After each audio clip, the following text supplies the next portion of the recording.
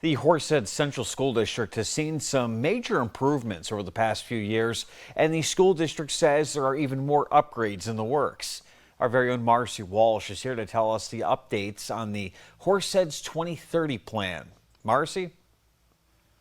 Nick, the Horseheads 2030 project started in 2017 with the goal of updating and modernizing the district to make a better learning environment for all students.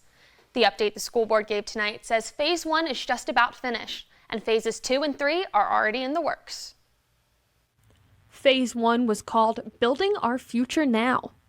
This focused on improvements to the high school and the middle intermediate school, like the multipurpose stadium, the renovated cafeteria kitchen, the library addition, upgraded classrooms, and more. The second phase is called Continuing Our Build.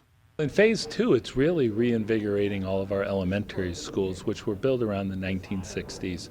The hard part is we are restructuring and moving from 4 elementaries to 3, which the community overwhelmingly supported in 2021. The biggest part of that is really getting auditorium and performance spaces in the elementaries so that kids don't have to go someplace else to perform. They can go right to their community school.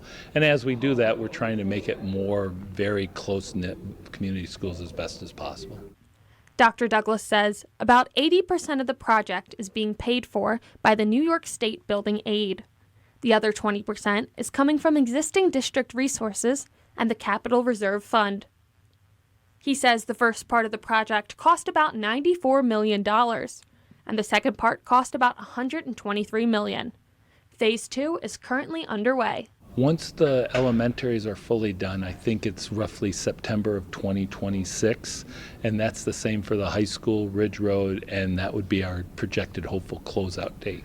And then in the meantime, we'll be trying to start gearing up for our third and final phase to wrap up all the high school, to finish the climate control and resizing of the elementaries and start on the climate control at the middle school at that point in the third phase.